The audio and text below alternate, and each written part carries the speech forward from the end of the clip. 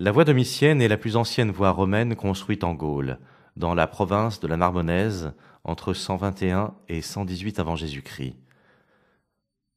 On doit sa réalisation au proconsul Cneius Domitius Aenobarbus, fondateur de la colonie de Narbonne.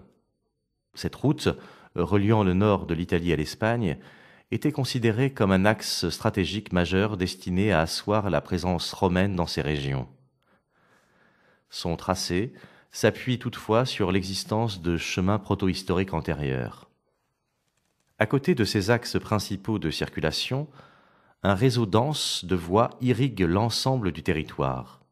Les voies secondaires, dont la gestion était confiée aux magistrats locaux, relient les différentes agglomérations entre elles, tandis que de nombreux chemins privés permettent d'accéder aux habitats dispersés dans les campagnes ou de relier plusieurs tronçons de voies secondaires. La largeur de ces routes est variable et reflète avant tout leur importance en termes de trafic. On peut néanmoins souligner quelques constantes dans les techniques de construction mises en œuvre. Comme vous pouvez l'observer sur la grande illustration près de la baie vitrée, ces voies sont généralement bordées de fossés pour drainer les eaux de ruissellement.